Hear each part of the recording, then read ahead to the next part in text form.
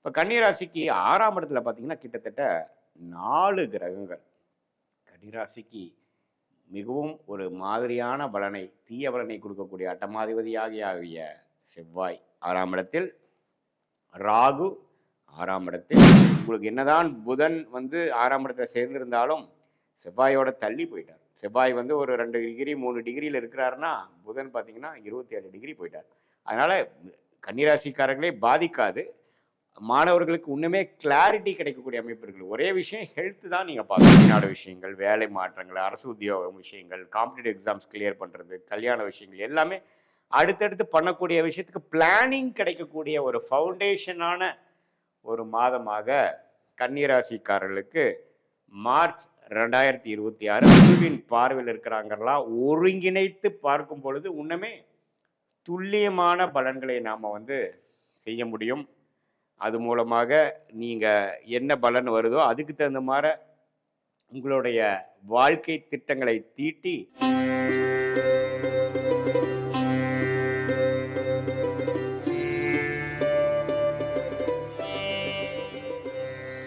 வணக்கம். நான் உங்கள் அன்பான சயின்டிஃபிக் வேதிக் அஸ்ட்ராலஜர் அஸ்ட்ரோரண்டி பேசுகிறேன்.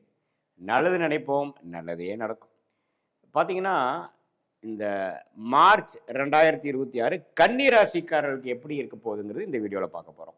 சயின்டிஃபிக் வேதிக் அஸ்ட்ராலஜி முறையில் எதையும் மிகைப்படுத்தாமல் உள்ளது உள்ளவாறு அறிவியல் சார்ந்த கலையாகிய இந்த ஒளி தத்துவம் மூலமாக நாம் பார்க்க போகிறோம். பரிகாரங்கள் அது மாதிரி மூட நம்பிக்கையில் போகாமல் ஒரு கிரகங்கள் எப்படி இருந்ததுன்னா வாழ்க்கையில் வந்து எது மாதிரி ஒரு தாக்கத்தை கொடுக்க போகிறார், கன்னிராசிக்காரர்களுக்கு மார்ச் மாதம் எது மாதிரி ஒரு அமைப்பு கொடுக்குது அப்படிங்கிறத துல்லியமாக மிகைப்படுத்தாமல் பார்க்க போகிறோம். பாருங்கள்.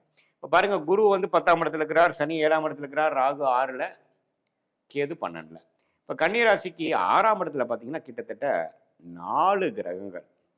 கன்னிராசிக்கு மிகவும் ஒரு மாதிரியான பலனை, தீய பலனை கொடுக்கக்கூடிய அட்டமாதிபதியாகிய செவ்வாய் 6ஆம் இடத்தில், ராகு 6ஆம் இடத்தில், சூரியன் 6ஆம் இடத்தில், புதன் ராசி அதிபதியாகிய புதன் 6ஆம் இடத்தில்.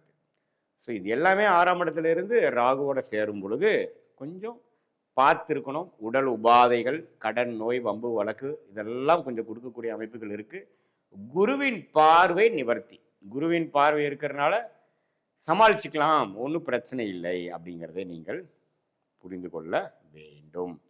ஸோ இது மாதிரி ஒரு அமைப்பில் இருக்கும் பொழுது இப்போது கன்னிராசிக்காரர்களுக்கு மார்ச் 2026 ராசி அதிபதியாகிய புதனே வந்து செவ்வாயோட சேருது. இல்லை, ராசி அதிபதியாகிய புதன் வந்து கிட்டத்தட்ட ஓரளவுக்கு தள்ளி இருந்தாலும் சூரியன் ராகுவோட சேர்ற கிரகண விஷயங்கள் வந்து கொஞ்சம் ஒரு மாதிரியான ஒரு அமைப்பை கொடுக்குறார். ஸோ அதனால் கொஞ்சம் கடன் விஷயங்கள், பண விஷயங்கள், இது மாதிரி விஷயத்துலலாம் கொஞ்சம் கேர்ஃபுல்லாக இருக்கணும். கொடுக்கல் வாங்கல், வெளிநாடு விஷயங்கள் எல்லாம் கொஞ்சம் பார்த்துக்கணும். மற்றபடி ராஜோகாதிபதி வந்து 7ஆம் இடத்துல உச்சம் பெறுவது அருமை. ஸோ சில பேர்த்துக்கு திருமண விஷயங்கள், சுப விஷயங்கள் நடக்கிறது, காதல் திருமண விஷயம் நடக்கிறது, பார்ட்னர்ஷிப், நல்ல ஒரு பார்ட்னர்ஷிப் கிடைக்கிறது, ஃபண்டிங் கிடைக்கிறது. அதே சமயத்தில் மாணவர்களுக்கு வேணுங்கிற படிப்பு என்ன படிக்கணுங்கிறதுல நல்ல தீர்க்கு. ஏன்னா பார்த்தீங்கன்னா உங்களுக்கு என்னதான் புதன் வந்து 6ஆம் இடத்துல சேர்ந்திருந்தாலும் செவ்வாயோட தள்ளி போயிட்டார். செவ்வாய் வந்து ஒரு 2 டிகிரி 3 டிகிரியில் இருக்கிறாருன்னா புதன் பார்த்தீங்கன்னா 27 டிகிரி போயிட்டார். அதனால் கன்னிராசிக்காரங்களே பாதிக்காது. மாணவர்களுக்கு இன்னுமே கிளாரிட்டி கிடைக்கக்கூடிய அமைப்பு இருக்குது. ஒரே விஷயம் ஹெல்த் தான் நீங்கள் பார்த்துக்கணும்.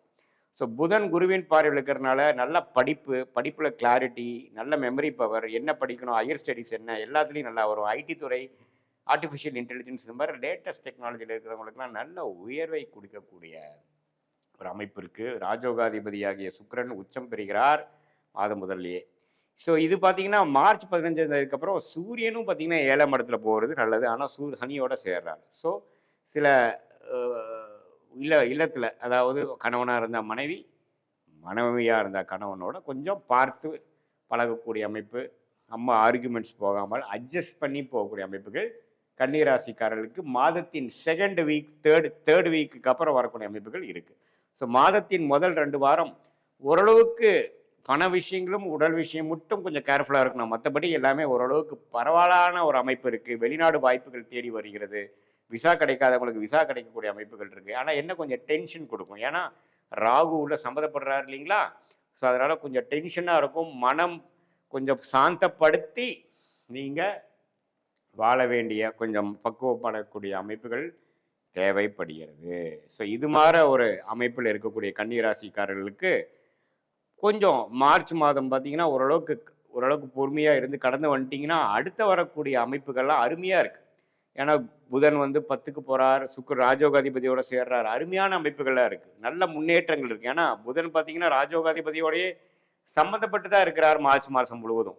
ஸோ இந்த 2026ல நீங்க என்னென்ன பண்ணணும்னு நினைக்கிறீங்களோ, வெளிநாடு விஷயங்கள், வேலை மாற்றங்கள், அரசு உத்தியோகம் விஷயங்கள், காம்படிட்டிவ் எக்ஸாம்ஸ் கிளியர் பண்றது, கல்யாண விஷயங்கள் எல்லாமே அடுத்தடுத்து பண்ணக்கூடிய விஷயத்துக்கு பிளானிங் கிடைக்கக்கூடிய ஒரு ஃபவுண்டேஷனான ஒரு மாதமாக கன்னிராசிக்காரர்களுக்கு மார்ச் 2026 அமையுது. ஏன்னு கேட்டிங்கன்னா, யோகாதிபதியாகிய சுக்கிரனோட, அது உச்சம் பெறக்கூடிய சுக்கிரனோட மார்ச் 1ஆம் தேதிக்குள்ளிருந்தே ராசியதிபதியாகிய புதன் சேருகிறார்.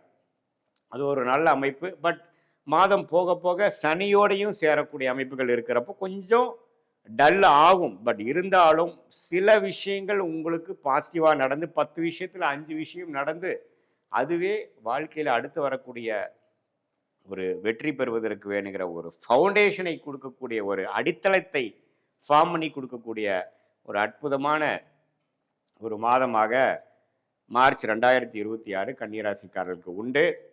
இது வந்து ஒரு பொதுவான பலனை தவிர, நீங்கள் எந்த தேதியில், எந்த நேரத்தில், எந்த ஊரில் பிறந்தீங்க வச்சு நீங்கள் உங்களுடைய ஜாதகத்தை போட்டு நீங்கள் எந்த லக்னத்தில் பிறந்தீங்க, நீங்கள் வந்து கன்னிராசியாக இருந்து, அதாவது நீங்கள் வந்து அஸ்த நட்சத்திரத்தில் பிறந்திருந்தாலும் சரி, உத்திர நட்சத்திரத்தில் பிறந்திருந்தாலும் சரி, சித்திரை நட்சத்திரத்தில் பிறந்திருந்தாலும் சரி, உங்களோட லக்னம் என்னங்கிறது வைத்து அந்த லக்னாதிபதி எப்படி இருக்கிறார், உங்களுடைய ராசி அதிபதி எப்படி இருக்கிறார் வச்சு பார்த்தோம்னார லக்னாதிபதியோட அமைப்பு, ஸ்தானபலம், திக்பலம், இப்போ உங்களுக்கு என்ன தசை நடந்து கொண்டிருக்கிறது, புக்தி என்ன நடக்குது, தசநாதனும் புக்திநாதனும் இப்போ நம்ம பேசின கோச்சாரத்தில் டிரான்சிட் அஸ்ட்ராலஜியில் எது மாதிரி ஒரு தாக்கத்தை கொடுக்குறார், குருவின் பார்வையில் இருக்கிறாங்கலாம் ஒருங்கிணைத்து பார்க்கும் பொழுது இன்னுமே துல்லியமான பலன்களை நாம் வந்து செய்ய முடியும்.